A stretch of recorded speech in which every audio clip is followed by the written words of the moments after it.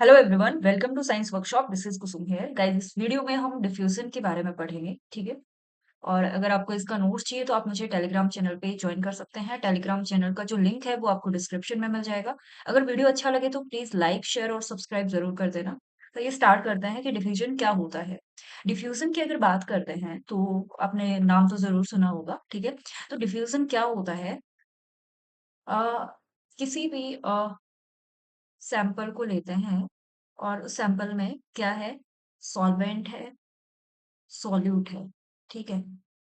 Solvent और solute क्या होता है और सॉल्यूशन क्या होता है? आई होप ये वर्डिंग आपको पता होगी, ये टर्म्स जो है वो आपको पता होंगी, ठीक है। अगर एक सॉल्यूशन की बात करें तो वाटर के अंदर हमने अगर सॉल्ट को मिला रखा है तो वो क्या हुआ? एक सॉल्यूशन होगा। और इस सॉल्यूशन के अंदर सॉल्वेंट क्या होगा? वाटर एक सॉल्वेंट होगा और सोल्यूट यहाँ पे क्या होगा? सॉल्ट एक सॉल्यूट होगा, ठीक है। ये एक बेसिक अंडरस्टैंडिंग के लिए मैंने आपको बताया है, ठीक है। तो डिफ्यूजन के अंदर क्या होता है? जो सॉल्यूट है यहाँ पे, जो सॉल्यूट है वो सॉल्वेंट के अंदर अपनी हाई कंसंट्रेशन से लो कंसंट्रेशन की तरफ जो है वो मूवमेंट करता है, ओके। सोल्यूट जो है वो सॉल्वेंट के अंदर अपनी हाई कंसंट्रेशन से लो कंसंट्रेशन की तरफ मूवमेंट शो करता है, ओके। तो अगर आप इसमें इस सॉल्यूशन के अंदर देखें तो इसके अंदर क्या है? वाटर मॉलिक्यूल्स हैं। वाटर मॉलिक्यूल्स क्या है? सॉल्वेंट है। और सॉल्वेंट के अंदर हमने क्या कर दिया? डाई मॉलिक्यूल्स डाल दिए जो कि इसके अंदर एक सॉल्यूट की तरह काम कर रहा है। तो इस जगह पे हमने इसको डाई के मॉलिक्यूल्स को डाला है तो यहाँ पे इसका कंसंट्रेशन क्या है? हाई है। तो ये हाई कंसंट्रेशन से अपने लो कंसंट्रेशन, ये यहाँ पे देखो आप, यहाँ पे क्या है? डाई का कंसंट्रेशन लो है। तो ये अपने हाई कंसंट्रेशन से लो कंसंट्रेशन की ओर मूव करेगा, ठीक है। और इस मूवमेंट के लिए ये अपनी काइनेटिक एनर्जी का यूज करेगा। ये खुद की काइनेटिक एनर्जी का जो है वो यूज करेगा, ठीक है। तो आप यहाँ पे देखिए, यहाँ पे आने के बाद में ये इस साइड में मूवमेंट करते हुए हमको दिखाई दे रहे हैं डाई के मॉलिक्यूल्स, ओके। एंड यहाँ पे आने के बाद में ये सारे के सारे डाई के मॉलिक्यूल जो है वो इवनली डिस्ट्रीब्यूट हो चुके हैं, ठीक है। अब यहाँ पे इवनली डिस्ट्रीब्यूट हो चुके हैं तो सब पूरे के अंदर क्या है? कंसंट्रेशन ग्रेडियंट नहीं बनेगा, ठीक है। इवनली यहाँ पे डिस्ट्रीब्यूट है तो इसको हम बोलेंगे इक्विलिब्रियम जो है वो स्टेट आ चुका है, ठीक है। तो डिफ्यूजन किसको बोला हमने? कि सॉल्यूट का अपने हाई कंसंट्रेशन से लो कंसंट्रेशन की तरफ जो मूवमेंट होता है उसको हम डिफ्यूजन बोलते हैं, ओके। आई होप सबको समझ में आ गया होगा। यहाँ पे कुछ नोट्स हैं, इसके थ्रू भी हम थोड़ा बहुत समझ लेते हैं। वैसे जो मेन चीज़ थी कि डिफ्यूज़न क्या होता है, वो हम लास्ट स्लाइड में पढ़ चुके हैं। डिफ्यूज़न जो है वो एक रैंडम मूवमेंट होता है सब्सटेंस का या मॉलिक्यूल का, किसके? मॉलिक्यूल का, सॉल्यूट के मॉलिक्यूल का, ठीक है? जिसमें सॉल्यूट के मॉलिक्यूल जो है वो हाई कंसंट्रेशन से अपने लो कंसंट्रेशन की तरफ क्या करते हैं? मूवमेंट करते हैं अलोंग कंसंट्रेशन ग्रेडियंट, ठीक है?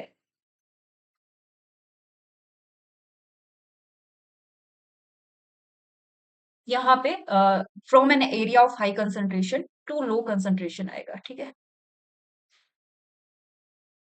ओके, मैं आपके साथ में नोट्स शेयर करूँगी तब इसको करेक्ट करके दे दूँगी। ओके, यहाँ पे शायद टाइपिंग के टाइम में मैं लिखना भूल गई होंगी। ओके, तो यहाँ पे ये मूवमेंट के दौरान अपनी खुद की काइनेटिक एनर्जी का यूज़ करते हैं। सेल के लेवल पे अगर हम बात करें तो डिफ्यूज़न जो है एक डोमिनेंट मोड होता है ट्रांसपोर्ट का, ठीक है?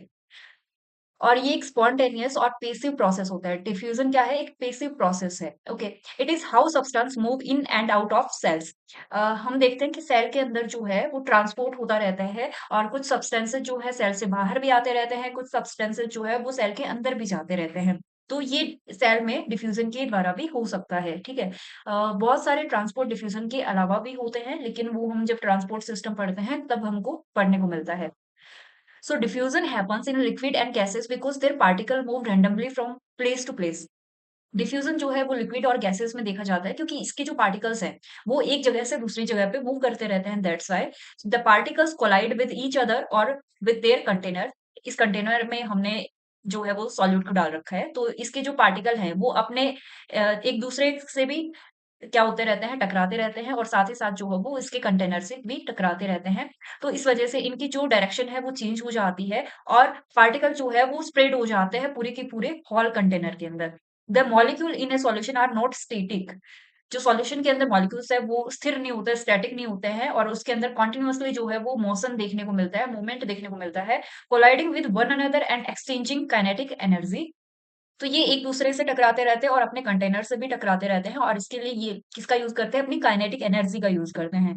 तो आप यहाँ पे देख सकते हो, यहाँ पे हाई कंसंट्रेशन में कोई सॉल्यूट प्रेजेंट है और यहाँ पे इसका जो है वो लो कंसंट्रेशन प्रेजेंट है। तो हाई कंसंट्रेशन से ये कहाँ पे मूव करेगा, अपने लो कंसंट्रेशन की तरफ मूव करेगा। तो यहाँ पे आप आके देखोगे कि ये पूरे के पूरे अपने लो कंसंट्रेशन की साइड में भी आ गया है और अब ये इवनली डिस्ट्रीब्यूट हो गया है। तो इस फेज को या इस टाइम पे इस चीज को क्या बोलेंगे, इक्विलिब्रियम स्टेट बोलेंगे इसको, ठीक है। आप यहाँ पे भी देखो कि ये एक वाटर मान सकते हो, वाटर के अंदर हमने कुछ ड्रॉप डाला, कुछ डाई का ड्रॉप डाला। अब ये अपने यहाँ पे हाई कंसंट्रेशन में दिखाई दे रहा है आपको और ये अपने हाई से लो कंसंट्रेशन की तरफ जो है वो मूव करता हुआ आपको दिख रहा होगा। ओके, और फाइनली ये जाके इक्विलिब्रियम स्टेट में आ जाएगा, यानी पूरे के पूरे कंटेनर में इवनली जो है वो डिफ्यूज हो चुका होगा। ओके, तो इस स्टेट को हम क्या बोल देंगे, इक्विलिब्रियम स्टेट बोल देंगे। ओके,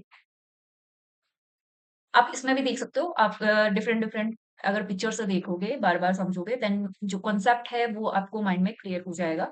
सो हाई कंसंट्रेशन से जो है वो अपने movement of particles low concentration की तरफ होगा। हाई कंसंट्रेशन से लो कंसंट्रेशन की साइड में पार्टिकल्स का मूवमेंट देखने को मिलेगा। ओके, अब डिफ्यूजन को अफेक्ट करने वाले कुछ फैक्टर्स होते हैं, वो फैक्टर्स क्या-क्या होते हैं वो देखते हैं, ठीक है। डिफ्यूजन रेट जो है वो डिपेंड करती है सेवरल फैक्टर पे। फर्स्ट जो है वो है कंसंट्रेशन डिफरेंस। जितना ज्यादा कंसंट्रेशन डिफरेंस होगा उतना ही ज्यादा अपन को डिफ्यूजन देखने को मिलेगा। दूसरा है size of molecules, inversely proportional होता है डिफ्यूजन के, यानी कि अगर साइज बड़ा है मॉलिक्यूल का तो डिफ्यूजन जो है वो कम होगा। ओके, अगर साइज छोटा है मॉलिक्यूल्स का, साइज अगर छोटा है तो हमको डिफ्यूजन जो है वो ज्यादा देखने को मिलेगा।